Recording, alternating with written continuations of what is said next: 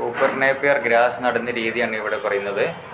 ആദ്യമായി നമ്മൾ ചെയ്യേണ്ടത് കളമൊരുക്കലാണ്. കളമൊരുക്കൽ വെച്ചാൽ ട്രാക്ടർ കൊണ്ട് നല്ല നിലം ഒരുക്കി ഉയ്ത് മറിച്ച് കള്ളി കെട്ടണം. കള്ളി കെട്ടിയിട്ട് പിന്നെ അതിൽ സ്റ്റെമ്പ് നമുക്ക് നടണം.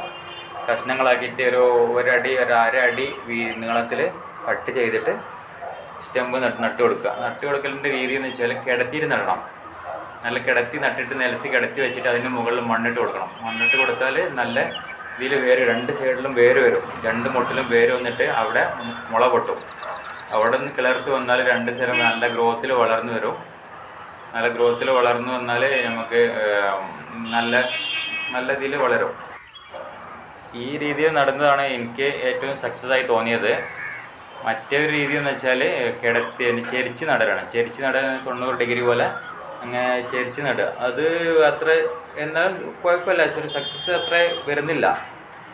കാരണം ഇങ്ങനെ ആകുമ്പോൾ നല്ല ഗ്രോത്തിൽ വളരും ചെയ്യും. പിന്നീട് നല്ല ഇരട്ടി വിളവും കിട്ടും. നല്ല കമ്പളം പൊട്ടിയിട്ട് സൈഡിൽ നിന്നെല്ലാം നല്ല കമ്പളം പൊട്ടിയിട്ട് രണ്ട് മുള വരും. രണ്ട് കഷ്ണം മുട്ട വെച്ചാൽ 2 മുള വരും. അങ്ങനെയാണ് നല്ല രീതി എന്നാണ് എനിക്ക് തോന്നുന്നത്.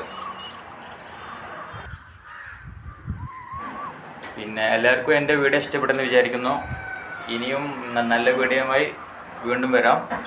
സബ്സ്ക്രൈബ് ചെയ്യണം പ്ലീസ്, മറക്കാതെ. നിങ്ങളെല്ലാവരും സബ്സ്ക്രൈബ് ചെയ്ത് സപ്പോർട്ട് ചെയ്യണേ.